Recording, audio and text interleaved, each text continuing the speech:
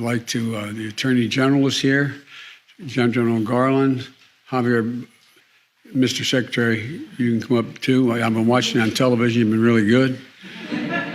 Gina Raimondo, wondering how Barack did this with a shorter name.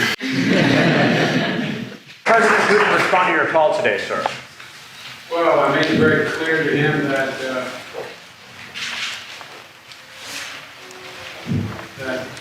the United States expects when ransomware operation is coming from his soil, even though it's not sponsored by the state, we expect them to act if we give them enough information to act on who that is. And secondly, that we've set up a means of communications now on a regular basis to be able to communicate to one another when each of us thinks something's happening in another country that affects the home country. And so it went well. I'm optimistic. You said 3 weeks ago there would be consequences. Will there be, sir? Yes.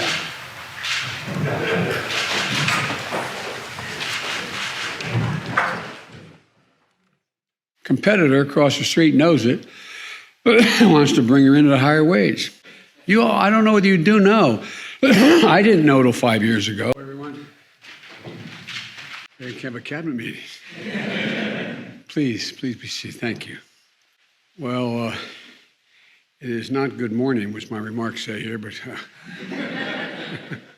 good afternoon. We're in the midst of a historic economic recovery. And because our successful vaccination program strategy has been working, and the immediate relief through the American Rescue Plan has brought back our economy from the worst economic crisis in nearly a century, America is now on track. We're now on track for the highest economic growth in 40 years, and among the highest growth records on record. We designed our economic strategy to be durable to the ups and downs that come with recovery. There are ups and downs. That's why the American Rescue Plan was designed to help people not just all at once, but over the course of a full year. So we could continue supporting families, small businesses, state and local budgets to help them weather those ups and downs. And now that the economy is back on track, we're making progress on the second phase of our strategy, ensuring long-term growth. That's what my Build Back Better agenda, including my Americans Family Plan and the bipartisan infrastructure agreement we reached last month, that's what they're all about, long-term. But to keep our country moving, we have to take another step as well. And I know you're all tired of hearing me during the campaign and since I'm elected president, talk about it. And that's bringing fair competition back to the economy. That's why today I'm going to be signing shortly an executive order promoting competition to lower prices, to increase wages, and to take another critical step toward an economy that works for everybody. The heart of American capitalism is a simple idea: open and fair competition. That means that if your companies want to win your business, they have to go out and they have to up their game. Better prices and services, new ideas and products. That competition keeps the economy moving and keeps it growing. Fair competition is why capitalism has been the world's greatest force of prosperity and growth. By the same token, competitive economy means companies must do everything they do to compete for workers, offering higher wages, more flexible hours, better benefits. But what we've seen over the past few decades is less competition and more concentration that holds our economy back. We see it in big agriculture, in big tech, in big pharma. The list goes on.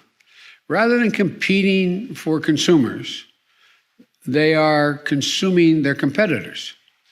Rather than competing for workers, they're finding ways to gain the upper hand on labor.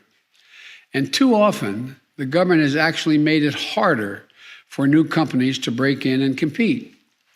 Look at what that means for family budgets. Take prescription drugs. Just a handful of companies control the market for many vital medicines, giving them leverage over everyone else to charge whatever they want. As a result, Americans pay 2.5 times more for prescription drugs than in any other leading country. and nearly 1 in 4 Americans struggles to afford their medication. Another example, hearing aids. Right now, if you need a hearing aid, you can't just walk into a pharmacy and pick one up over the counter. You have to get it from a doctor or a specialist. Not only does that make getting hearing aids inconvenient, it makes them considerably more expensive. And it makes it harder for new companies to compete, innovate, and sell hearing aids at lower prices. As a result, a pair of hearing aids can cost thousands of dollars. That's a big reason why just 1 in 7 Americans with hearing loss actually use a hearing aid. Another example, internet services. There are more than 65 million Americans live in a place with only one high-speed internet provider. Research shows when you have a limited internet operation, you pay up to 5 times more on average than families in places with more choices. That's what a lack of competition does. It raises the prices you pay. It's not just consumers getting hurt. Big Ag is putting a squeeze on farmers. Small and family farms, first-time farmers, like veterans coming home and Black and Latino and Indigenous farmers, they're seeing price hikes for seed, lopsided contracts, shrinking profits, and growing debt. Lack of competition hurts workers as well. In many communities, there are only a handful of employers left competing for workers. Think of company towns across Appalachia and other parts of the country where one big corporation runs the show. When corporations have that kind of leverage over workers, it pushes down advertised wages by up to 17%. And as competition decreases, businesses don't feel the pressure to innovate or invest in their workforce. That hurts working families and hurts our economy. All told, between rising prices and lowering wages, lack of competition costs the median American household $5,000 a year. Well, look, I'm a proud capitalist. I spent most of my career representing the corporate state of Delaware. I know America can't succeed unless American business succeeds. But let me be very clear. Capitalism without competition isn't capitalism. It's exploitation. Without healthy competition, big players can change and charge whatever they want and treat you however they want. And for too many Americans, that means accepting a bad deal for things that you can't go without. So, we know we've got a problem, a major problem, but we also have an incredible opportunity. We can bring back more competition to more of the country, helping entrepreneurs and small businesses get in the game, helping workers get a better deal, helping families save money every month. The good news is we've done it before. In the early 1900s, President Teddy Roosevelt saw an economy dominated by giants like Standard Oil and J.P. Morgan's railroads.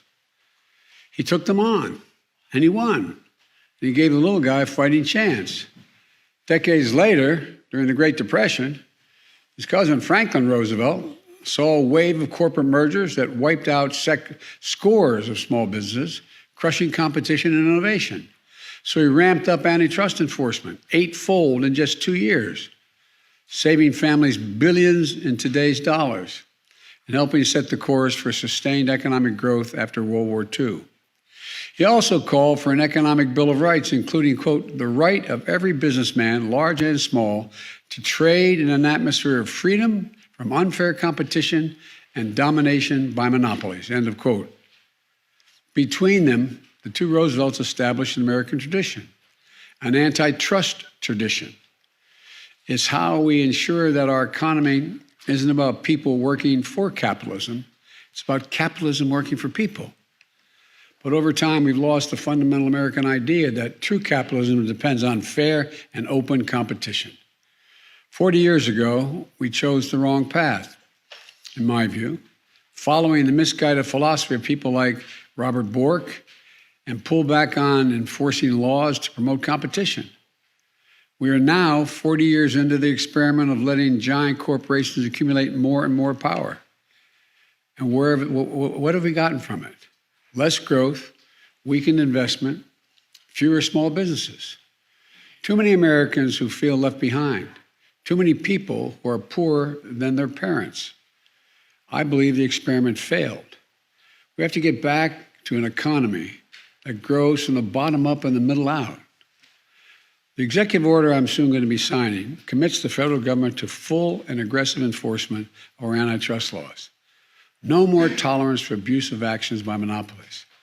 No more bad mergers that lead to mass layoffs, higher prices, fewer options for workers and consumers alike. My executive order includes 72 specific actions. I expect the federal agencies, and they know this, to help restore competition so that we have lower prices, higher wages, more money, more options, and more convenience for the American people. Today, I want to focus on 3 specific actions. First, the FDA, the Food and Drug Administration. We're going to work with states and tribes to safely import prescription drugs from Canada. That's just one of many actions in the executive order that will lower prescription drug prices. Second, the FDA is going to issue rules so that hearing aids can be sold over the counter. That's something the last administration was supposed to have done but didn't do. We're going to get it done. After these rules go into effect, a pair of hearing aids could cost hundreds of dollars, not thousands. And you'll be able to pick them up at your local drugstore. Third, we're going to improve competition for workers. I've talked a lot about non-compete agreements, contracts that say you can't take another job in your field even if you get a better deal. I made a speech, I was just reminiscing with my staff, back in 2018 at the Brookings Institution, where I talked about the non-compete clauses that were just, I found to be absolutely ridiculous, but how prevalent they were throughout industries. At least 1 in 3 businesses require their workers to sign a non-compete agreement. These aren't just high-paid executives or scientists who hold secret formulas for Coca-Cola so Pepsi can't get their hands on it. The recent study found 1 in 5 workers without a college education is subject to non-compete agreements. They're construction workers, hotel workers, disproportionately women and women of color. Think of the 26-year-old employee at a company. She's a star worker, but she isn't being treated right. She's underpaid, passed over for promotions. Competitor across the street knows it, but wants to bring her in at a higher wage, but she can't do it. Her company threatens legal action over a non-compete clause she had to sign in order to get hired in the first place. She can't afford a lawyer for help, so she's locked in. Imagine if you're in her shoes. You'd feel powerless, disrespected, bullied, trapped. That's not right. Workers should be free to take a better job if someone offers it. If your employer wants to keep you, he or she should have to make it worth your while to stay. That's the kind of competition that leads to better wages and greater dignity of work. Look, I'm not going to go into it now, but I used to talk about, there's non-compete clauses or people running the machines that lay down asphalt. If in fact you get offered a job and you have you're in Arkansas doing it, a lot of specific examples, you can't take a job in West Texas to do it. What in the hell does that have to do with anything? No, I'm serious. Or there were clauses in McDonald's contracts. You can't leave Burger King to go to McDonald's. Come on. Is there a trade secret about what's inside that patty? No, but I'm serious. I don't know whether you do know. I didn't know till 5 years ago the incredible number of non-compete clauses for ordinary people who is done for one reason: to keep wages low. Period. Look, my executive order calls on the FTC to ban or limit non-compete agreements. Let workers choose who they want to work for. I'm also calling on the FTC to do away with certain occupational licensing requirements. You realize if you braid hair and you move from one state to another, Sometimes you have to do a 6-month apprenticeship, even though you've been in the business for a long, long time. What's that all about? Military families, for example, they're often on the move between states with each new assignment. So you have a woman in the military, her husband's following her, or vice versa. Guess what? If you're a plumber, you have to get a different license when you move from Delaware to Missouri. Look, it can't be a significant burden to get a new license in a new home state. That burden can't be around anymore. It takes time and it takes money. It takes a toll on families' income while you're waiting.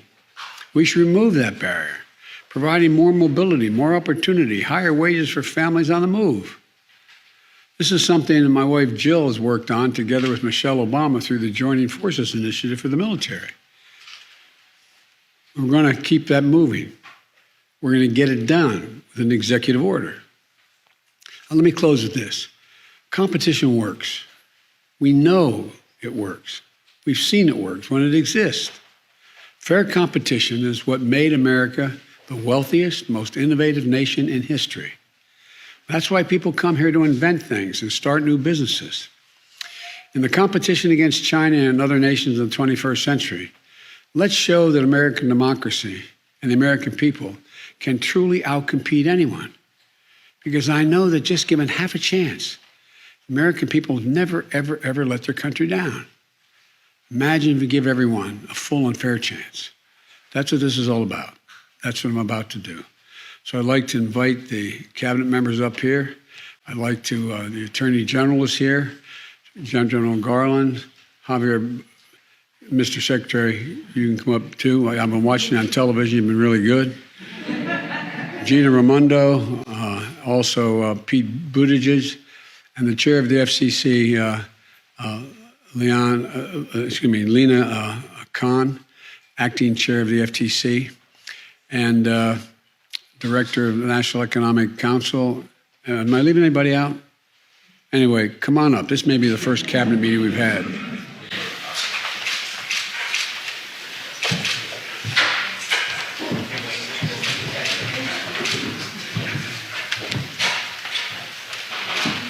Okay.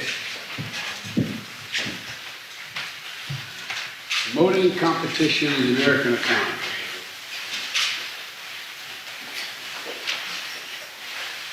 First.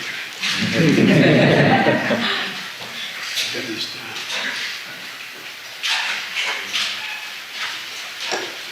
Second.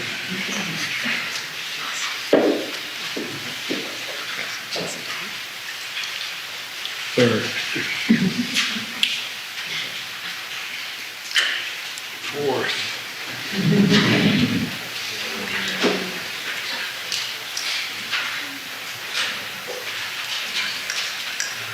Fifth.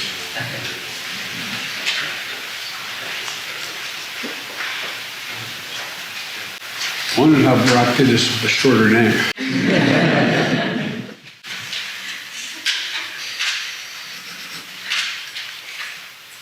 Thank you.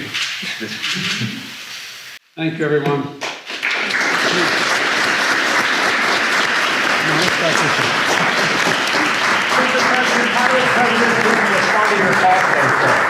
How did President Putin respond to your call today, sir? Well, I made it very clear to him that